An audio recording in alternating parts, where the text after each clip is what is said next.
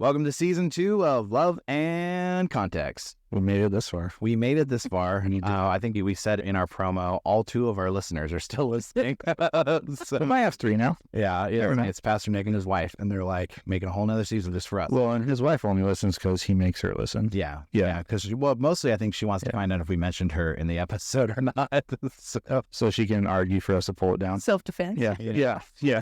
So we're getting started with our first miniseries of the year, and it's going to be talking about women in the Bible. And so we thought, who's more qualified to talk about women than 2 middle-aged guys? Hey, that seemed completely appropriate. And Laura rolls her eyes. Yes, and Laura. During the series, we actually have a number of women who are going to come on and join us and talk about women throughout the Bible. So this week and next week, we have Laura Kronk, who is an illustrious member of our congregation. Yes. And we're very excited that she is here, and she's just going to have a conversation with us about some things pertaining to women in the Bible. I told her to interrupt Ben as many times as she can. I will forewarn you, though, that when we did have Pastor Sarah on here, I did put in got the mom look. If we do it enough times, I'll start tallying it on the video, and so people will actually know. When you have 5 kids, the mom look works. Yeah. So, Laura, can you tell people a little bit about yourself? I'm 66 years old. That means I'm pushing 70. I believe that means 66 years young. Oh, okay. Yeah. And I've lived in Alaska since 1994. A long time. Yeah, got saved when I was 18 or 19. Les got saved before I did, my husband. Mm-hmm. And he was instrumental in planting seeds that led me to the Lord. Yeah. And been serving the Lord ever since. Been at First Assembly forever since we moved to town. Yep. And I knew you when you were in junior high. You were going to say smaller, but that wasn't technically true. Say littler, when you were younger. Yeah, I figured I'd qualify. I went to school with 2 of your kids. You did? Yeah, that was a lot of fun. They may be watching now and being like, oh boy, what is going on here now? So we're going to be getting into the foundation of this series, which is we're going to talk about how does God set up women from the very beginning. So we're actually going to be recapping some things we talked about last season and some new things that we didn't talk about last season, but we're in the text of what we were talking about. We're going to actually just dive right in. And, not unlike our first episode, we're going to talk about Genesis. Mm-hmm. Yeah. So one of the things we talked about when we were in Genesis 1 the first time is that you actually get to the end of Genesis 1, and it says that God makes mankind in his image. It says he made mankind in the image of God. In the image of God, he made mankind. Male and female, he created them. Mm-hmm. Right? And the whole context there is that there's division, but it's actually singular. So it's not man is made in the image of God. Man and woman together represent the image of God. Yes. Together, we actually represent the image of God in the world. And that's the precedent set up from Genesis 1. And we think that's really important because the second that you forget that, your theology starts to get really twisted. We said very early on, it's shocking how often we start the story in Genesis 3. Yeah. Mm-hmm. Right? Mm-hmm. We start the story in Genesis 3 forgetting that Genesis 1 actually exists. Mm-hmm. Before the garden, there is this relationship, right? There's this relationship with God and with humanity. If you actually read it in Genesis 1:26, you go and you read it, and then you have this precedent where people are like, well, men are supposed to be in authority. They're supposed to be over the woman. These different theologies that have come out. In Genesis 1:26, it says, they may rule. They will subdue. They will be fruitful and multiply. The implication is that men and women do this together. Mm-hmm. It's not meant to be done separate. It's meant to be done together. This is the precedent from the very beginning. And so we want to set the foundation now that this is the story. Mm-hmm.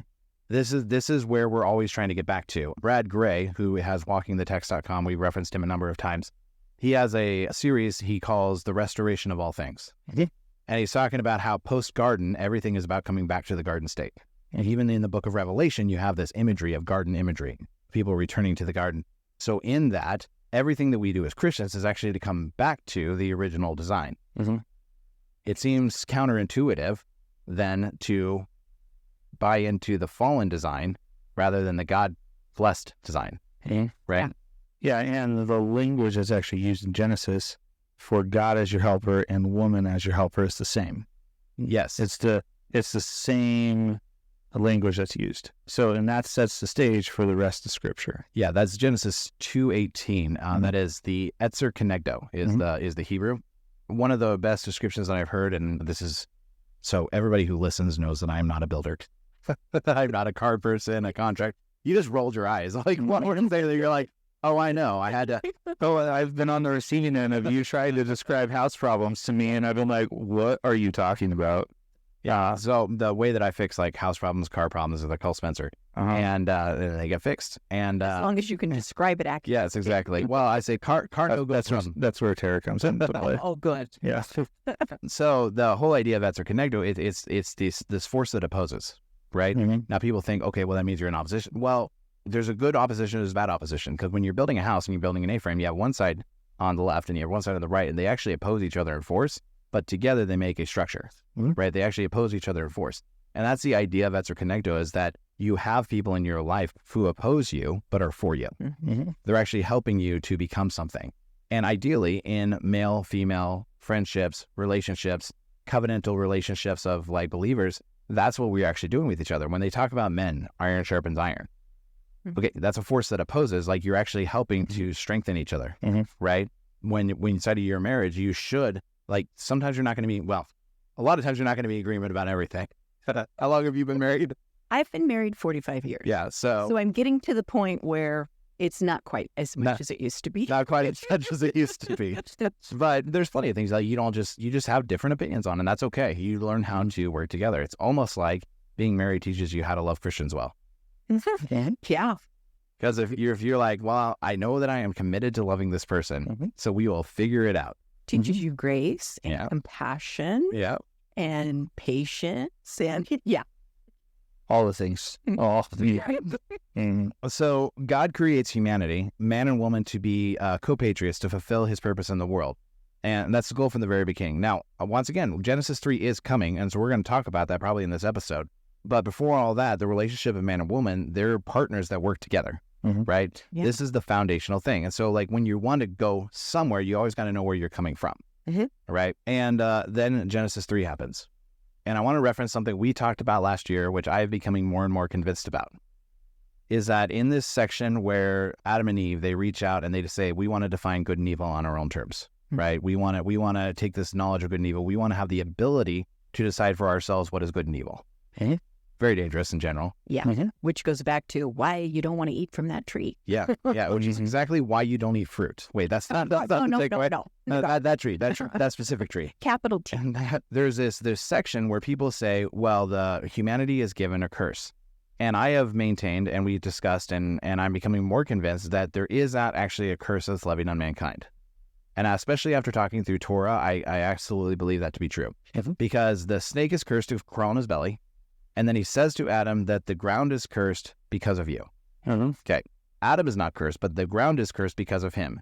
And then we get into this very interesting piece. Tim Mackey has a great clip. I might put it in the show notes, where he talks about what's going on in Genesis 3. But it tells the man that he says, you're going to produce fruit from the field through thorns and thistles and sweat of your brow, right? It's going to be difficult now. And then there's this, right after that comes this part where they talk about the women, and they say, you're going to have increased pain in childbirth. That's probably what most people are familiar with, in that portion of scripture. Problem is, there's a word for childbirth in Hebrew, and that's not the one that's used. Because childbirth throughout the book of Genesis is used over and over and over and over again. Like, it happens so many times. The word that's actually used, and is used also throughout the Old Testament, is this word for you're going to have increased difficulty in getting pregnant. Okay, so then Tim Mackey posits, he says, now you have this duality of the ground is cursed because of you, so man is going to have difficulty producing fruit. And woman is also going to have difficulty producing fruit. It is the same issue that they're having in their different spheres. Now, I think the tendency to hear what I just said is that I said that all women need to just bear babies and all men need to work the field. It's not what I'm talking about, because this is patriarchal language from a long time ago. It's talking in general terms about man and woman, right? Yeah. And again, remember that when Genesis was translated from Hebrew to English, they took a language that had about 4,000 to 6,000 words and then translated it into a language that had about 15,000 at the time. Yeah. So let's let's go back to what it actually says here. We'll take our best guess. Yeah. There's a little bit of that. We always want to give grace to the translators because they do phenomenal work. Yeah. But this word doesn't mean childbirth. It does mean in to get pregnant. Now, the interesting thing about that is we just finished, at the end of last season, we finished Deuteronomy. Yeah. And one of the promises that God has throughout the Torah is he says that if you follow after me, he gives these list of things over and over. He says, your fields will produce fruit, your animals will reproduce, and you'll bear lots of children. Okay, so what is God effectively saying in light of Genesis 3? What happens when you actually line up your will with his? Blessed. That happened, not a curse, but the situation you created this is the effects. Yeah. Will be reversed. Yeah. If you walk with me. Correct. And then he says, if you don't, your fields are going to die. Enemies are going to rage you. You're not going to have children. Like, you're going to be under the curse of the ground, right? Not the curse of humanity, the curse of the ground, right? Now, if you listen and you want to say that they have levied a curse on them, I'm completely fine with that. You can just disagree with me. That's totally fine. But we should see the imagery of what's going on there. And I think it's super important because it really helps us understand what is Jesus actually come to do. Because throughout the rest of the Tanakh, the Old Testament, Israel struggles to follow after God. They struggle to actually accept that which he's given freely, right? And what Jesus does is he fundamentally changes our nature so that we are actually able to receive everything that God has always wanted to give us. Yeah. Right? We will talk about that at some point because it's so profound. There's a reason why the death, burial, resurrection of Jesus is a pivotal moment in history for the entire world, right? God never leaves us without a way out. And that's always following him and doing his will. I mean, even from Genesis, even from the beginning, there was, here's your way out. Right. Later when you talk about too. Yeah. We often miscue curses with like punishment. Yeah. Sure. Right. And those at the root are two different things. Like to be punished is one thing, or disciplined isn't one thing, versus to be cursed is a totally another thing. Right. And so you have to be able to separate those two out. Like there was a punishment and discipline that happened when we stepped out of Eden. Right. Yeah. Death, toil of the ground, hard work, sweat of your brow, all that stuff, right? That's a discipline. That's a punishment. That's not a curse. And consequences of your actions. Yeah. Yeah. I was having this conversation with somebody. They say, well, will God forgive me if I XYZ? And I said, well, here's the deal. Like, so let's say that you before you're married, you step out, you get somebody pregnant. God will absolutely forgive you for having a relationship outside of marriage. There still might be a baby, right?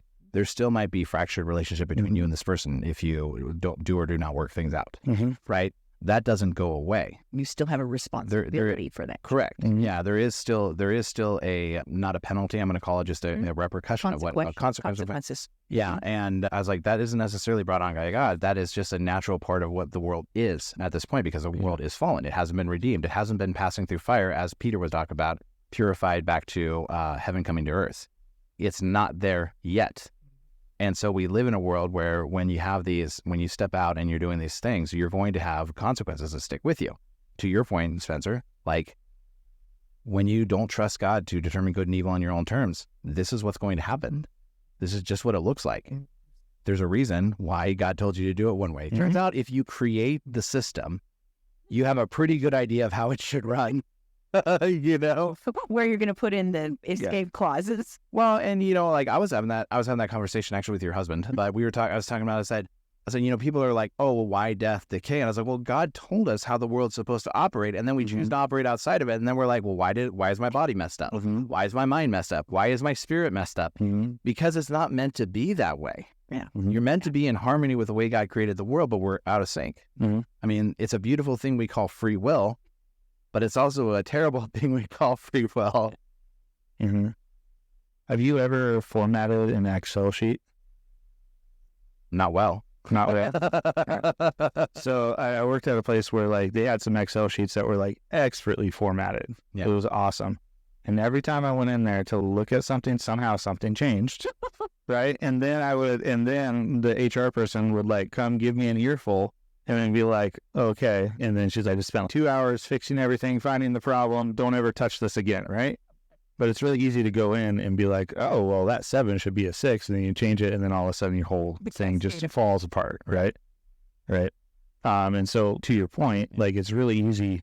Like, God designed everything. He knows how it works. And it's really easy for us to step in and mess it up. Right. Yeah. I think it should be this way.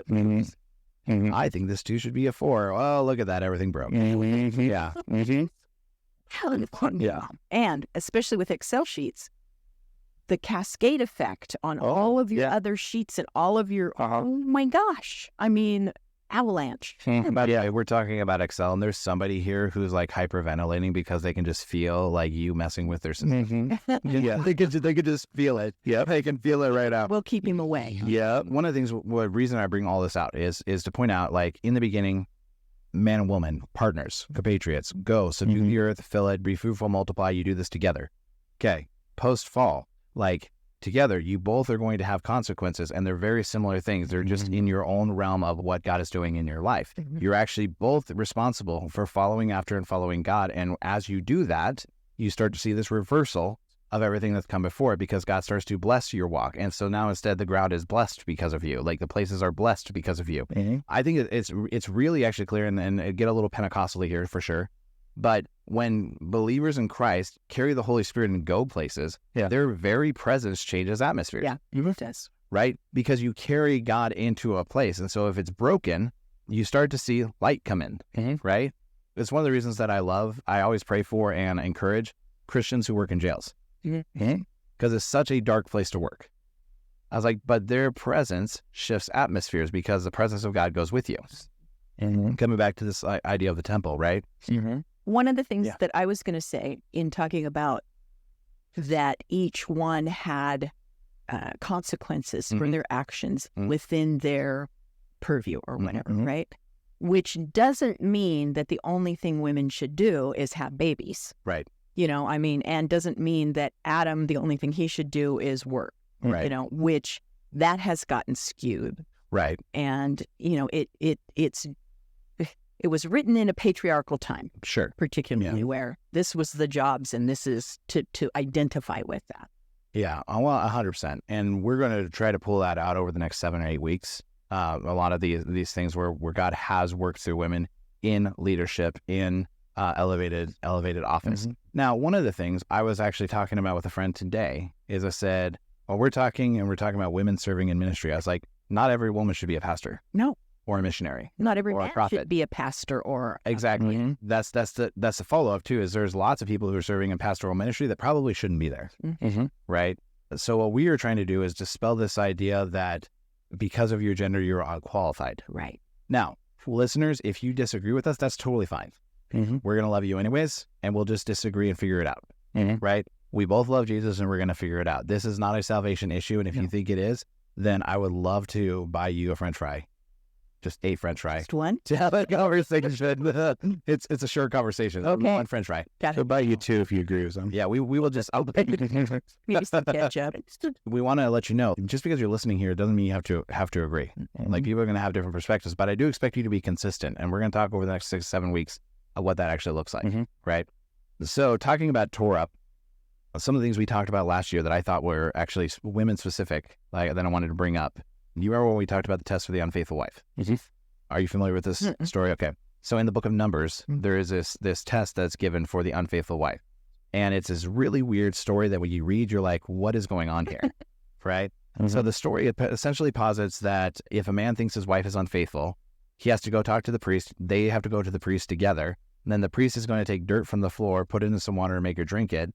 And if she's been unfaithful, basically her innards are going to shrivel up and die. And if nothing happens, then the guy can't bring that accusation against her anymore. Right? Okay.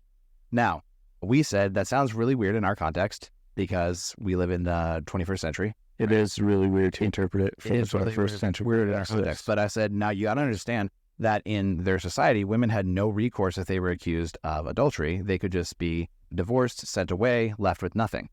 God says, no, you can't do that. Now, if you are a wife and you haven't been unfaithful, do you really care about drinking dirty water? Other than the fact that it's dirty water. It's not going to do anything. It might make your poop a little gravelly. Well, contextually be fair, majority of the water was dirty. Yes. Like, it's true.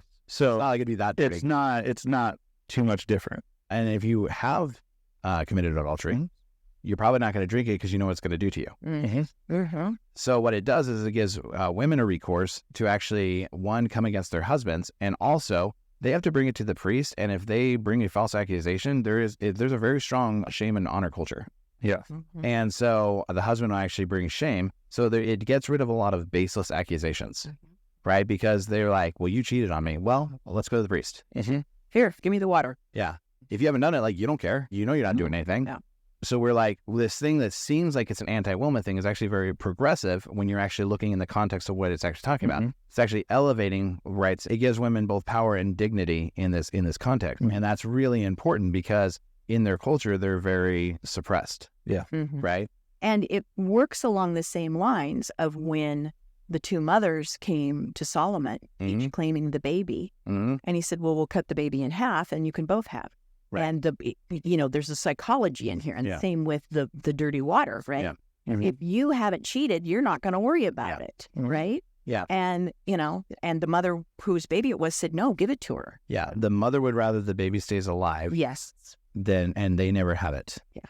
Then the baby would be cut in half. Right. And Now, to be fair, most fathers would also. yeah. We would just also probably get in a fight because but- that's how we roll. But if my husband's falsely accusing me, give me the water. Yeah, give me the water. Yeah, Chug it it down. gives you actionable recourse, which is a big deal. And it's not. There was power. Yeah, and then we talked about in Leviticus, there is this prescription on childbirth. So when women give birth, like, they're unclean for a certain amount of time because there's discharge and all sorts of things. But for boys, the time is half of what it is for the women when they're born with daughters. And there's a lot of conversation about that. But we said, why don't we assume that God's actually for women instead of against them? Mm-hmm. And think about why this might be the case. So if you go into a patriarchal society where women are not valued as highly as men, where daughters might be cast aside so that they can actually have boys, right? Mm-hmm. Left out in the wilderness, those types of things. Mm-hmm. If you have to spend twice as much time with the girls Mm-hmm. every time that they're born, generation after generation after generation after generation, what's going to start happening? You're going to start to have more affection and more like Connection. with the daughters, and daughters are going to start to matter more and more. Especially to the mothers. And so it doesn't necessarily make a change immediately, but it is going to generationally, right? Mothers and daughters are going to become closer and closer. They're going to be valued more and more and more over time. It's going to take time because you can't necessarily change a culture instantly, right? I wish you could. I was discussing the same thing. Takes a lot of time. Yeah, it takes a lot of time. But a lot of the things that we see happening in Leviticus and Numbers and Torah as a whole is God instituting changes that are promoting them to be more ethical, loving, kind people. Yeah. The problem is if you take Leviticus and you compare it to modern law, it seems really archaic. Well, that's because it is. Yeah. Mm-hmm. You got to compare it against what they were doing and what are they actually trying to do inside of it. Yeah. Yeah. Mm-hmm. Even modern, like in modern life, if you follow Levitical law, your family would be so much healthier. Right?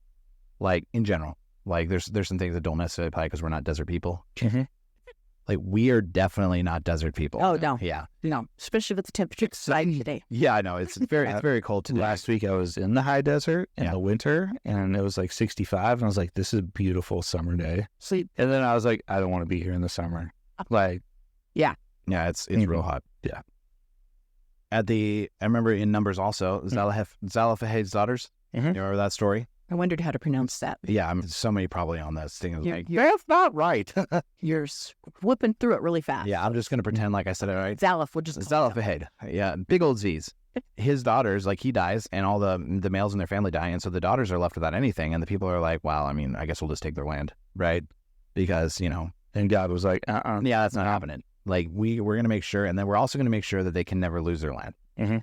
And so like we start seeing over and over again throughout Torah, and you can go listen to last season. Like we point them out a lot of times when they show up. God is for women. He's always promoting that they need to be taken care of. He's talking about there's specific rules about taking care of widows and orphans and aliens and, yes, from Mars. No. I was say, not the ones from foreign space. from foreign countries. But there's a lot of prescriptions because widows don't have anybody to take care of them. He says, nope, you're going to take care of them. Orphans don't have anybody to take care of them. No, you're going to take care of them. might does not make right. In fact, God is going to say that your ability to love your neighbor is going to be your defining characteristic.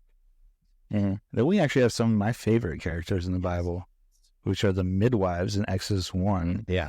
Like, we pointed this out too, where when Pharaoh goes to these midwives and is like, hey, your nation's getting too strong, kill every boy under the age of 2. Yeah. They don't, because they fear God, which, side note, why do they fear God? They haven't really had an encounter with God for 400 years. Yeah. Yet they still fear him, right? But isn't there maybe something about witnessing birth on a regular basis that connects you with the divine? Yeah. Oh, yes. Yeah. I would think so.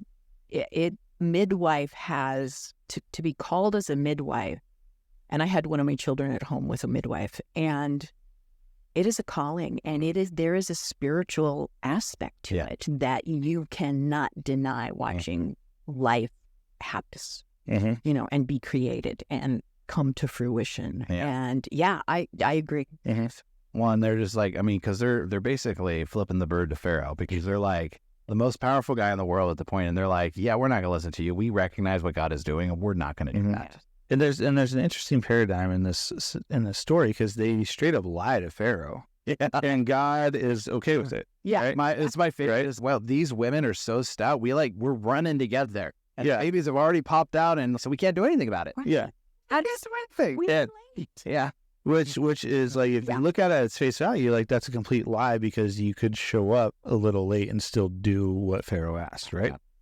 But they're like, oh, well, we can't do it because we can't do what you asked, because, man, they're just too quick at pushing them out, right? Yeah. Hey, these Hebrew women. Right? They're just, and if we just hear the cork pop and we're like trying to get over there, but those kids are they're out. And then at the end of Exodus 1, it talks about how God blessed these midwives. Yeah. With families. Yes. Yeah. Right? And honor. And most cultures honor midwives because of that sacred spiritual act, And it's interesting, because talking about the Exodus, it's because most of Torah revolves around them leaving and then them wandering and then them going in, right? But when they come out of Egypt, God takes them to Sinai, and he starts to talk to them about the 10 words, the 10 commandments, we call them. But he talks about how important it is to remember the Sabbath. And we talked about how Sabbath is this day where you recognize your identity, that you're made in God's image, and that you rest on this day knowing God is going to provide the other 6 days of the week. Now, the significance of that is, if, to your point, if you're in slavery, you're only valued for what you can produce. Like, day in, day out, how many bricks can you make? How many babies can you make to make more bricks? Right? This is your value when you're under the yoke of oppression of slavery, is you are valued for what you can produce. And when you can't produce any more, suddenly you have no value. And so I think it's really important, because next week we're going to be talking about women of promise throughout Genesis, but a lot of them are barren. So from that mentality, they have no worth. And God says, yes, they do. He strongly disagrees and actually brings promise through them. And so it's interesting that the nation is taught, you need to rest one day of the week so that you recognize your production doesn't come from your ability, but from my blessing, and that you are not valued for what you can produce, but because you are mine. Yeah. But then it's interesting, because then throughout the rest of Torah and Tanakh, through the Old Testament, and even portions of the New Testament, women are still only valued for what they can produce. And so, like, some of them get the message and some of them definitely don't. Yeah. It's hard to let go of old habits, so. Yeah. Right? Especially in a patriarchal society where that is just perpetrated to you and presented to you, and, I will divorce her because she can't have kids, and I'm going to go get another wife. Right. And every surrounding culture had a different view on women. Yeah. Right. Like the Egyptians, the Palestinians, the Babylonians, Assyrians, like every surrounding culture that they came up against over time, they had a different view. Right. And then God's there. He's like, I'm putting value on women, and other cultures were not. Yeah. So, like, the fact that there were, like, simple laws written about women's rights in Torah, test to the unfaithful wife, like, redemption price for daughters. Yep. It's like, that's not. Those are not things that you saw culturally. Yeah. So from the beginning of Scripture, you have this value placed on women that is unheard heard of Mhm. in the surrounding cultures. And so kind of one of the things we're hoping to do over the next 7-8 weeks is help you understand that God doesn't stop there, he elevates. Mm-hmm. Just like with his message, his kingdom, his people, it goes from a guy to his family to a nation to, massive exodus from Egypt to taking over the land and kings and kingdoms all the way into Jesus. Like it grows and there's more and more and more things that are happening. And then it's open to the entire world through the Gentiles. And God is not bringing less. He's always doing more. Mm-hmm. He's always doing much more than we think he's doing. Mm-hmm. And so to stop short and to stunt what God is doing in the life of anybody is probably a bad idea. Mm-hmm. It's probably a bad idea for us to do. And so we're not trying to change anybody's mind. And we are going to be really overemphasizing women over the next 7-8 weeks. Okay. And the reason we're doing that is because they've been so de-emphasized that we want to make sure that we understand we're partners built together to bring the kingdom of God wherever we go. Preach it, bro. Yeah. And there's actually an underlying thing that goes on throughout all of this, and it's God bringing value to where other people see none. Yeah. Right. Yeah. And you can actually break that down just down to the basis of human life too. Yeah. Where there's people who don't see value on their life, and God is bringing value to them. Damn. Right. There's people who see themselves as so broken, so hurt, so outcast that they bring nothing to the table. Why do I even live? Right. Why am I even here? And God's reversing that story. Mm-hmm. Yeah. And so you see that story happening, and you see that happening in the life of women in the Old Testament, where surrounding cultures put no value, and God said, let's reverse that. I want to add one piece of clarification because we're using a word a lot, and I think that it's gotten co-opted in modern culture. We're using the word patriarchal often. And what we mean by patriarchal is in their time, that means the men ran everything. Yeah. Mm-hmm. Okay. That does not necessarily mean the same thing as it would be today, where people are like, you need to bring down the patriarchy. Right. Right. Yeah. We're not Right. saying the same type of thing. What we're saying is in their culture, men have the ability to trade, do all these things. And that is their culture. We don't get to stand in judgment of it. Right. What we do look at is what does God do in the midst of it. Right. Jewish culture is not American culture. So we're not sitting here saying that Jewish culture was wrong. We're saying, what was God doing in the middle? Mm-hmm. Yes. Right. And you can change history, and that's the way that culture ran. Yet. Mhm. Just kidding. But so you're looking at the past, and Yeah. you can't go, we're going to throw this out because Yeah. of this, because it's history. Right. Mhm. It is actually interesting how often we try to rewrite history rather than learn from it. Well, they say history's written by the victors. Yeah. Mhm. You know? Over the next 6-7 weeks, like I said, we're going to get into the context of women in the Bible, and we're going to really heavily emphasize this. I imagine that we'll have more Q&A questions from this series than from most of them. Maybe gifts of the Holy Spirit. We might get more Q&A questions. We're going to try to do this with a gentle lead and just talk about what we believe that the Bible is talking about and how do we walk this out in unity together. Well, thanks for joining us, and until next time.